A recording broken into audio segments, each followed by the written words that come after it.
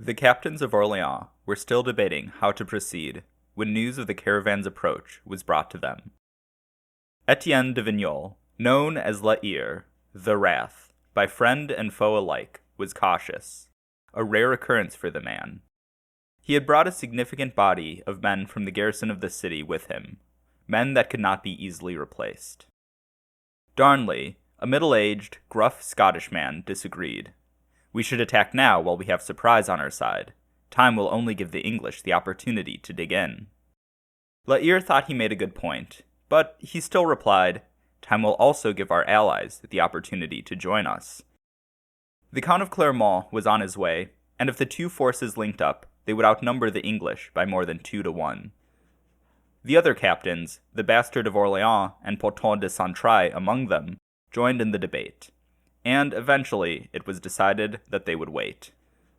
Darnley seemed over-eager for a fight. Perhaps he still regretted not fighting alongside his cousins and countrymen at the disastrous Battle of Verneuil.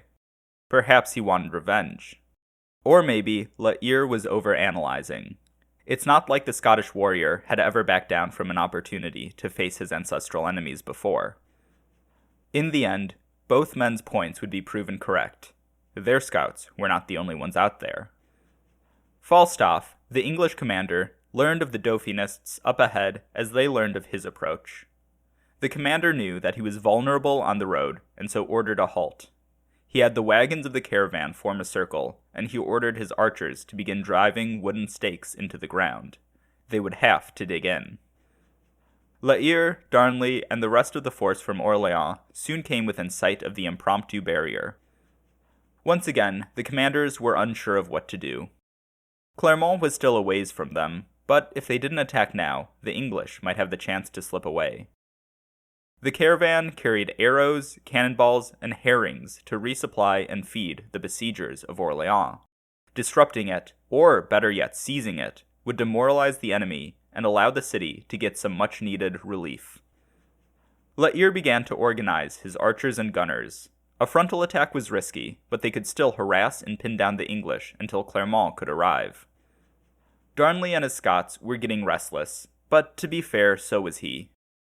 Occasionally a company would engage in a skirmish somewhere along the lines, but so far the exchange of missile fire made up the majority of the engagement. Towards the mid-afternoon, Clermont arrived on the scene. But now that the Dauphinists were ready to attack, the question became how to attack. Darnley was adamant about proceeding on foot, while most of the French commanders supported a cavalry charge. Rather than working to create a coherent strategy, it was decided that the Scots would simply advance on foot while the French advanced on horseback. Before anyone could change their mind, Darnley was off, and the Scots began their advance. La Hire scrambled to halt his men's bombardment so to avoid hitting his comrades. As the French cavalry moved to follow, the trickle of arrows coming from the English wagons turned into a barrage as all of the archers began to shoot. The horses got spooked, and the cohesion of the French line faltered. Simultaneously, the English men-at-arms rode out from behind their wagon wall and crashed into the Scots. Between the arrows and the knights, the Scottish line broke and the slaughter began. La Hire wanted to help, but he soon received the order to retreat. The commander, never one to accept defeat so easily, muttered a string of curses before gathering a small company and running off in pursuit of an isolated English detachment. He would fall back, but he could at least do so on somewhat honorable terms. As he secured his small victory within the wider defeat, La Hire's thoughts went to Darnley and his Scots. They were good fighters, and it was a shame to lose them. He hadn't gotten a good view of the front when he left, but he could tell that things were going poorly. The commander let out another string of curses before a dark silver lining came to him. At least there would be fewer mouths to feed back in Orleans. La Hire gathered his men, and they began the journey back to the city. They were dejected, but they did not have time to wallow. As they marched, the commander figured that now they would need a miracle to relieve Orleans. But, luckily for him, a miracle was on its way.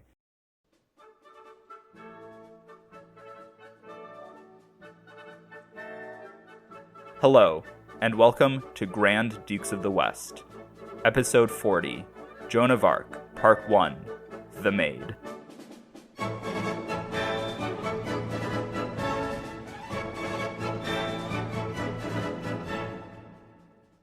As the Battle of the Herrings was being fought, so called for the contents of the English caravan, Joan of Arc was petitioning Robert de Baudricourt, the commander of the Dauphinist garrison of Vaucouleurs, for leave to visit the Dauphin.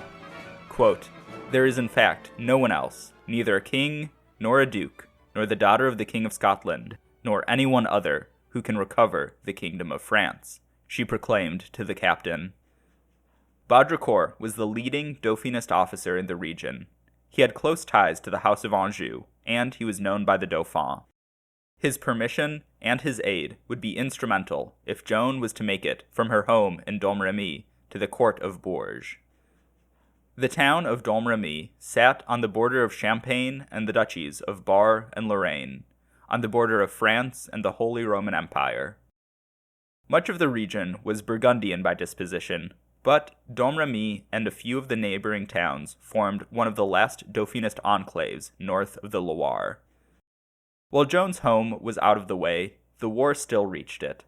Sometimes, boys from Domremy would go to fight boys from nearby Burgundian towns, and sometimes marauding soldiers would pass through the town. On a few occasions, Joan, her family, and her neighbors had to flee to a nearby castle for protection.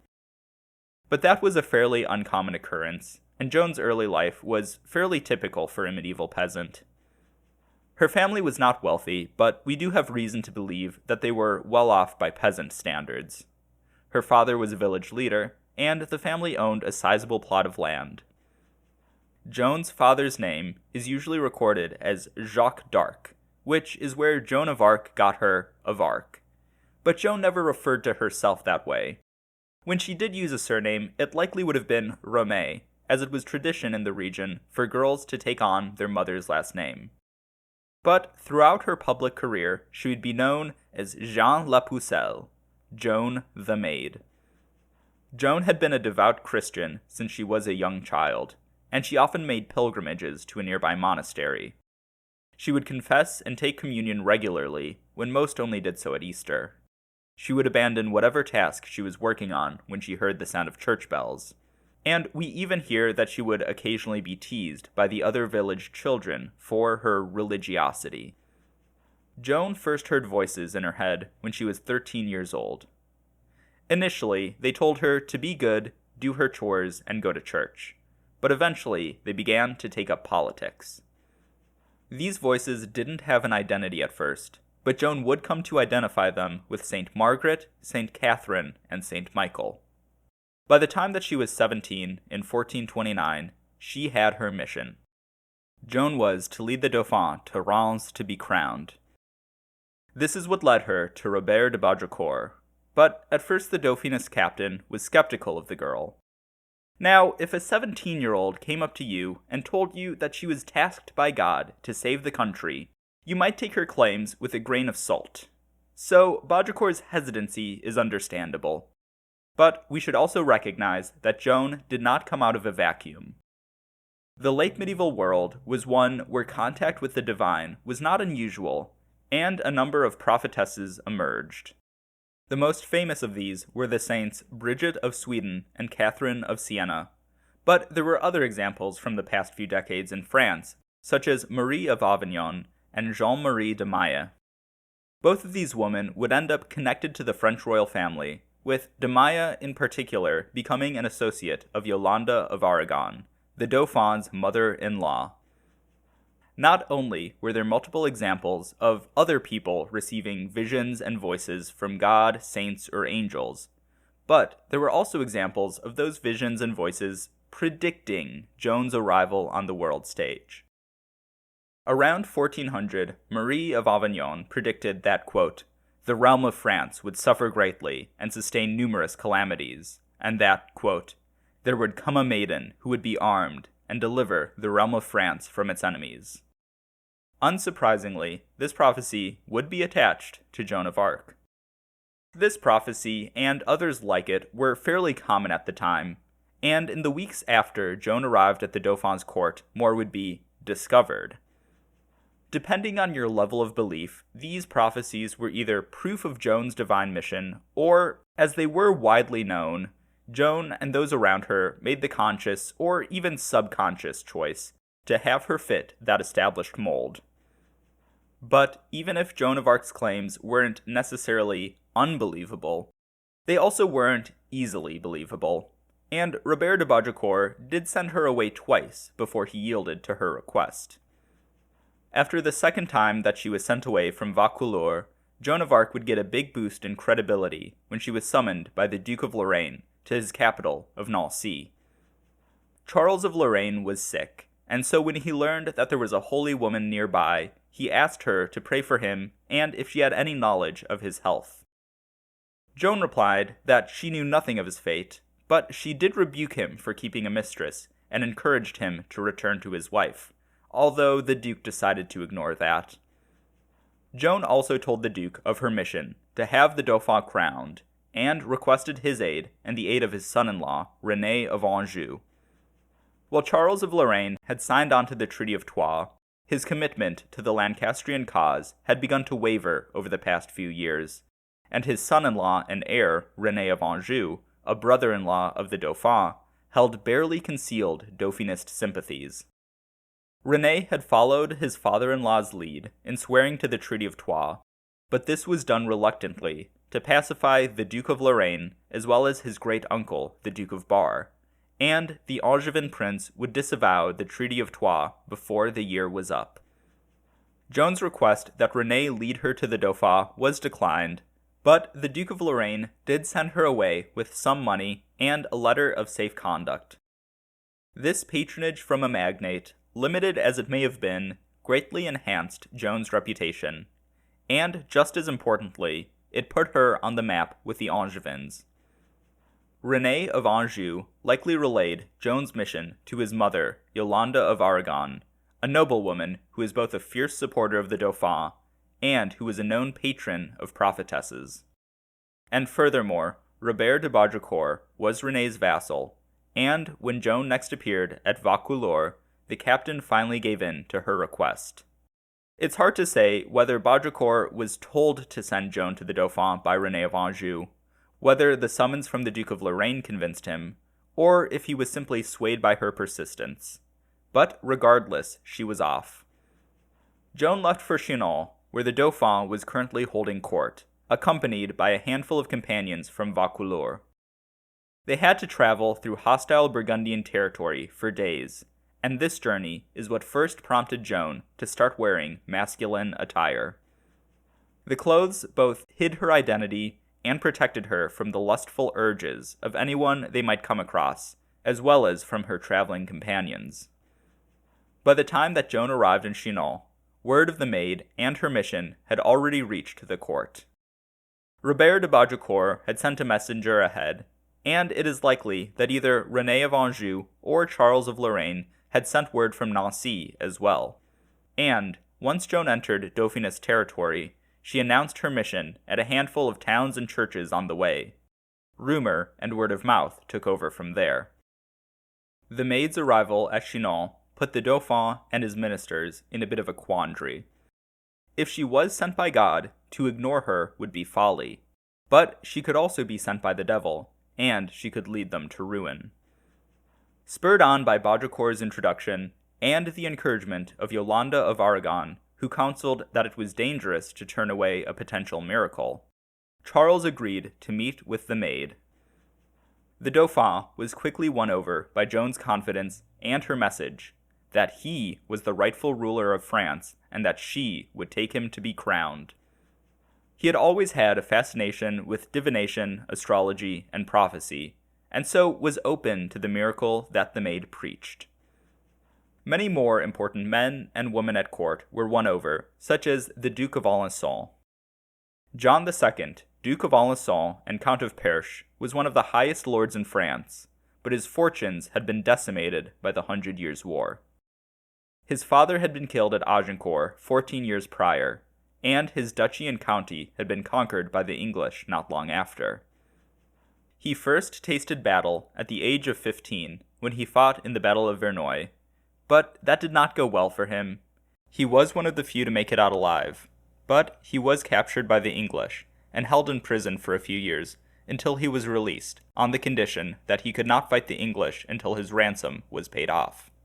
In the end, he would mortgage one of his few remaining fiefs to the Duke of Brittany to secure his freedom, but that didn't even cover the whole sum, and more had to be scrounged up.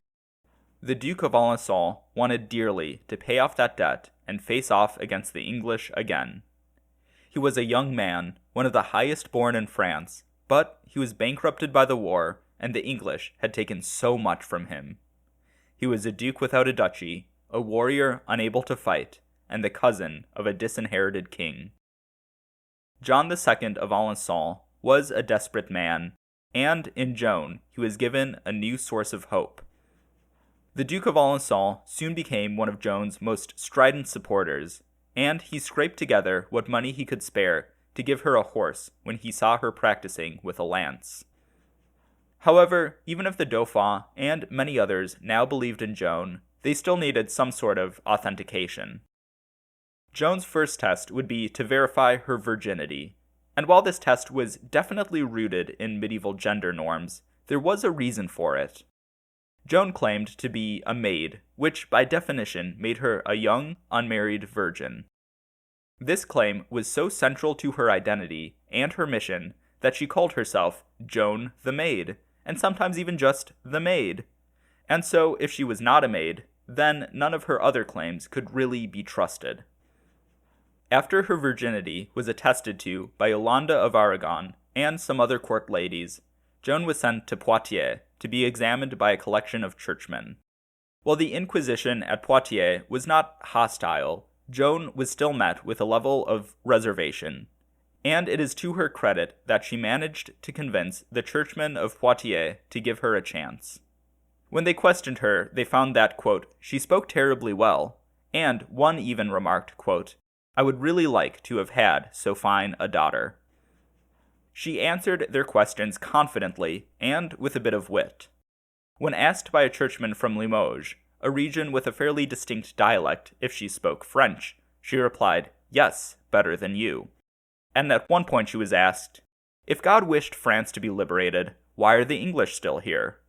To which she replied that God would grant victory to the soldiers, they just needed to fight. After a few weeks of examination, the Inquisition at Poitiers concluded, quote, in her we find no evil, but only good, humility, virginity, devotion, honesty, and simplicity.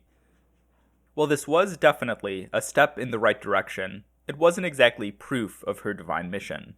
For that, they needed a sign.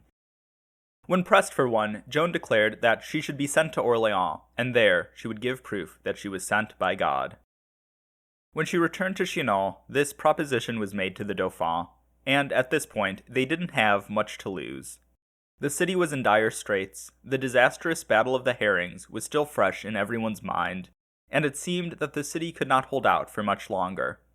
In a desperate attempt to prevent the English from taking the city, the Dauphin's captain, Jean Poton de Xaintrailles, was sent on a diplomatic mission to Philip the Good with a proposition. Orléans would be surrendered to the Duke of Burgundy, who would guarantee the neutrality of the city, as well as the other territories of the Duke of Orléans. Philip the Good was open to this solution. He had never been a fan of the attack on Orléans, as he considered an attack on the lands of an imprisoned lord to be dishonorable. And this proposition was both deemed an honorable solution and appealed to the Duke's ego. So, he took the proposal to the Duke of Bedford, who was not open to this solution. The city was about to fall. Why should the English put in all the work for Burgundy to reap the reward? Bedford's response to Burgundy was a forceful no, and Philip, always sensitive to insults to his prestige and honor, responded by ordering all Burgundians at the siege of Orléans to withdraw. There wasn't a huge number of them there, but the siege lines around the city were already stretched thin, and now they were stretched even thinner. So while Poton's mission was not successful, it did weaken the siege of Orléans ever so slightly. As an aside, Poton de Xaintrailles was an interesting choice to lead the delegation to the Duke of Burgundy. He had been a thorn in the side of the Duke in Picardy and Champagne for years, but he had also served alongside the Burgundian army in Hainaut against Jacqueline of Bavaria and Humphrey of Gloucester. Xaintrailles had no love for the Duke of Burgundy, but the Duke was willing to pay well and knew firsthand of the captain's abilities. Jean Poton de Xaintrailles was not a unique figure among the military of Bourges. There were many similar commanders leading troops on behalf of the Dauphin. He is perhaps one of the most famous, though, along with La Hire, who we saw open the episode at the Battle of the Herrings. Poton and La Hire both have been in our story for a while, even if I haven't named them before. The captains took part in Jacques d'Harcourt's campaigns along the Somme. They fought against John of Luxembourg during his many campaigns in northern France, and they were at the Battle of Verneuil, just to name a few examples.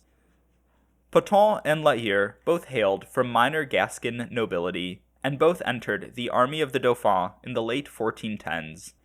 They were military men through and through, and while they were not mercenaries per se, they both operated with a level of independence and aggression that caused the comparison to be brought up from time to time. They were dissatisfied with the course of the war and the timidity of the Dauphin's army in recent years, and so also became early supporters of Joan of Arc. While these grizzled military men may have needed some time to get used to her presence in the army and her demands to be taken seriously as a commander and strategist, they did respect her main tactic, the attack. Joan always advocated for a direct attack on the English, and that resonated with both La Hire and Poton. They were not quite as blunt with their forces as Joan could be, but they did agree that the fight needed to be taken to the English. And after returning to Chinon, Joan of Arc was about to do just that. With the report from Poitiers showing cautious approval of the Maid, the Dauphin was convinced to allow Joan to go to Orléans. She first traveled to Tours in order to prepare for the journey to the siege. There the Dauphin commissioned a suit of armor for her, and Joan also sent for a sword, which was found behind an altar at a nearby church. This sword was allegedly owned by Saint Catherine, and its discovery was soon added to Joan's growing list of miracles. But she would not end up using the sword in battle, as the Maid preferred to carry her standard, which was also made around this time, a white flag with golden fleur-de-lis, the words Jesus Maria, and the figures of Jesus and two angels depicted on it. From Tours, Joan traveled to Blois, where a convoy of supplies for the besieged city was gathering. And towards the end of April 1429, she finally set out for Orléans. Ahead of her departure, she sent a letter to the besiegers of the town.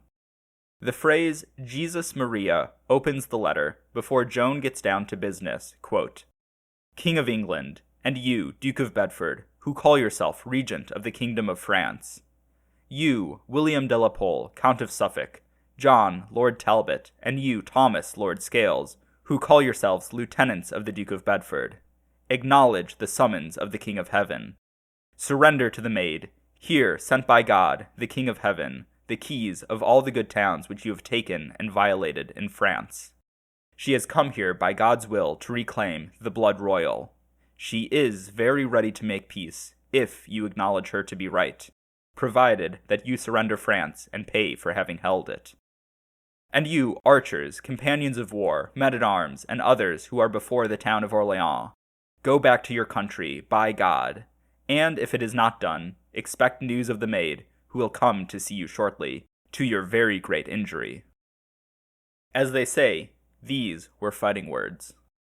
Rumor of Joan's arrival at the Dauphin's court had been spreading throughout France over the past few weeks, but this letter put her firmly on the English radar.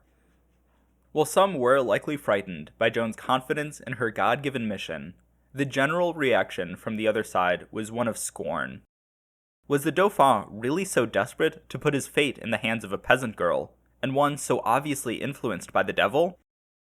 Joan, of course, disagreed with that assessment, and as she marched to Orléans, she made sure to make her mark on the soldiers. The Maid ejected the prostitutes that usually follow medieval armies around, and replaced them with a procession of priests. This may have hurt the morale of the men in some ways, but it did inject them with a belief in the holiness and righteousness of their mission. Joan and her company swung around Orleans and approached it from the southwest, where the English army was the weakest. While this was a good move strategically, Joan disagreed and thought that they should have attacked the English from the north, where they were the strongest and where a victory would have been decisive. And she told as much to the Bastard of Orleans when they met for the first time. Many years later, the Bastard still recalled their first interaction. After a short introduction, the Maid went straight to the point, quote, "Are you the one who gave the orders for me to come here, on this side of the river, so that I could not go directly to Talbot and the English?" When the Bastard replied that he and the other commanders thought it prudent to have Joan and the convoy sneak in, she replied, quote, "In God's name, the counsel of our Lord God is wiser and safer than yours. You thought that you could fool me, and instead you fool yourself, because I bring you the best help that could ever be given to a soldier or a city, and that is the help of the King of Heaven." But regardless of Joan's determination to fight the English at once, the Bastard, and most of Orleans, was more concerned about the convoy of food and supplies from Blois that she was escorting. It was desperately needed in the starving city, and it would have been folly to risk it falling into the hands of the English. But the chosen route had some negative consequences, as now the supplies were stuck across the Loire from Orleans, and the wind would not allow the barges to move across the river. So, Joan, ticked off with the Bastard, but determined to prove herself, began to pray, in what I imagine was a passive-aggressive manner. And just then, another miracle was said to have occurred when the direction of the wind suddenly changed. This new breeze would allow the convoy of supplies to sail to Orleans, and as the Bastard later remarked, quote, "From that moment I had good hope in her, more than ever before." The approach to Orleans from the east was guarded by the Bastille of Saint-Loup. As the convoy approached the city, a company of soldiers from Orleans began an assault on the Bastille to distract its garrison, so that Joan and the supplies she escorted could enter the town. The Maid was welcomed into Orleans with a sort of desperate excitement. The people of the city had been holding out for over 6 months. Food was hard to come by, and an atmosphere of fear had taken hold of the populace. But here was this holy woman, come to deliver them. She had brought food, and now she only needed to bring victory. But while the people of the city accepted Joan's holy mission, the military commanders were not ready to yield to this untested girl. Over the next few days, Joan was excluded from the captains' meetings. She considered herself a commander, ready to take up the defense of Orleans, while the captains considered her a morale booster more than anything else. She had no formal command, and while many of the leaders of the garrison were willing to accept that she was divinely inspired, they were not willing to hand over any decision-making power to her. She constantly tried to convince the commanders to launch an attack on the English, but she was just brushed off. Joan was kept so in the dark that a few days later, when another attack on the Bastille of Saint-Loup began, she was not informed. The Maid woke up to a commotion as some of the retreating members of the Orleans garrison ran by. She jolted up, donned her armor, grabbed her standard, and immediately rode off to the fighting. There, she rallied the flagging Orleanist force and led them to take the Bastille. This was Joan's first taste of battle, and her victory breathed new life into the spirits of the defenders of Orleans. While the Bastille of Saint-Loup was an isolated fortification guarded by a relatively small garrison, its fall demonstrated the vulnerability of the English and allowed the French to cross the Loire much easier. The next day was quiet. It was the Feast of the Ascension, and the decision was made not to fight on a holy day. But the day after, the captains of Orleans, with much encouragement from Joan, decided to continue their advance. Their next target was a fortified former monastery of the Augustinians across the Loire from the city. Joan and La Hire led from the front, and after a day of fighting, the Augustinians fell to the defenders of Orleans.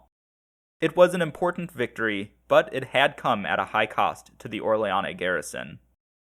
Joan, as always, wanted to press their advantage and immediately attack the Tourelles, a nearby fortified gatehouse guarding a bridge across the Loire. The Tourelles was an important bulwark of the English siege. It was their strongest fort on the south bank of the Loire, and its fall would essentially open the river back up to the city. An attack on the Tourelles was the logical next step after the seizure of the Augustinians. While the captains of Orléans agreed that the Tourelles should be their next target, they did not want to attack right away. The taking of the Augustinians had cost them many men, and so the decision was made to hold steady at their current position until the Dauphin could send more soldiers to Orléans. When the Maid learned that the leaders of the army were meeting without her, and that they had decided not to press the attack, she was furious and forced her way into another meeting early the next morning. Joan was able to convince the Council of War to proceed with an attack on the Tourelles, which began later that day. Once again, the fighting lasted almost the whole day. Joan moved throughout the front line, and at one point was even struck by an arrow. And after having her wound treated and dressed, she was back at the front. When Joan returned to the fighting, she saw that her page had retreated with her standard to a nearby ditch. The Maid grabbed her standard and ran forward, shaking it in such a way that those around her thought that she was about to lead another push on the fortress. And so they rallied to her, and she did just that. After a whole day of fighting, the exhausted Orleanist soldiers managed to summon enough energy for one more attack. And this last attack finally broke the English defense. The French gained possession of the Tourelles and were able to cross the bridge it guarded back to Orléans. The fall of the Tourelles opened up just about the whole southern bank of the Loire to Orléans, and the English stranglehold on the city was released. The next day, the English forces on the north bank of the Loire withdrew from their garrisons. In a face-saving measure, they lined up in battle formation, and the garrison of the city rode out and lined up to face them. But no battle would occur. After a brief standoff, the English were allowed to withdraw unimpeded, and the siege of Orléans had been lifted. The Journal of the Siege of Orléans relates, quote, "The Maid and the other lords and men-at-arms re-entered Orléans to the great rejoicing of the clergy and the people, who together rendered humble thanks to our Lord, along with well-deserved praise, for the very great aid and victories that he had given." Joan of Arc had gone to Orléans and given her sign. The siege had lasted for over 6 months, but it had been lifted less than 10 days after her arrival, and in just 4 days of fighting. The suddenness with which the siege was lifted is illustrated in a letter to the towns of France composed by the Dauphin around this time. The letter at first only told of the reprovisioning of the city, but just as it was about to be sent, word of the fall of Saint-Lô reached Chinon, and so a postscript was added to spread that news. And, just as the updated letters were about to be sent out, word of the English withdrawal reached Chinon, and another postscript had to be added. Joan certainly did not liberate Orléans alone, and historians still argue about how much credit she deserves for it. But she certainly does deserve a good amount. It was Joan who consistently pushed for a bold advance, while the more experienced commanders wanted to approach things with more caution. It was Joan who inspired the men with belief in the holy righteousness of their mission. And it was Joan who rallied the soldiers at key moments of the battles. The Bastard of Orléans described that, before the Maid arrived at Orléans, quote, "around 200 Englishmen could put to flight 800 or 1,000 men of the royal army. But, from that moment, 400 or 500 men of the king, fighting against almost all of the English forces, put pressure on the Englishmen at the siege to the point where they did not dare leave their shelters and fortresses." Her aggressive policy was risky, and her frontal attacks did lead to the death of many French soldiers. But they were effective, and exactly what Orléans needed at that moment. While the siege of Orléans itself was not the decisive turning point of the 100 Years' War, it was where the turning point began to turn. And it did mark a change in the relative morale of the two sides. Joan's appearance both bolstered the Dauphinists and put the English to fright. Whether you believed that Joan was sent by God or the devil, her appearance had an effect. So, with Orléans relieved, Joan's sign given, and the Dauphinist soldiers more confident than ever, the Maid and the Bastard went to meet with their king to discuss their next steps. Joan of Arc had proven herself at the siege of Orléans, and now she was determined to lead the Dauphin to Reims to finally receive his crown. Thank you so much to my patrons: Christine, Duchesse de Nemours, Peter, Duc de Brancion, Elliot, Graf von Gravenstein, Anthony, Comte de Chateauneuf-en-Auxois, Preston, Comte de Saint-Fargeau, Mark, Comte de Meursault, Diana, Graf von Biersel, Mehmet, Comte Santerre, Chris, Comte de Seymour, David, Graf von Bornum, Rosa, Comte de Germol, Elliot, Comte de Bussy-le-Grand, Quentin, Graf von Blasfeld, Tyler, Comte de Chamaret, Ian, Graf von Arnberg, Eric, Comte de Couche, David, Graf von Barland, Jonathan, Comte de Bazoches, and to my Knights of the Duchy. If you want to join them, you can at patreon.com/ValoisBurgundy. If you want to support the podcast in other ways, you can do so by leaving a review on your podcast app of choice and telling your friends about the show. Both really help to grow the show and will earn you my everlasting appreciation. If you want to keep up with the show, you can follow me at Valois Burgundy on Twitter or Blue Sky, or find Grand Dukes of the West on Facebook. You can also email me at granddukesofthewest@gmail.com. And check out the podcast website for maps, images, sources, and more at granddukesofthewest.com. Once again, thank you for listening.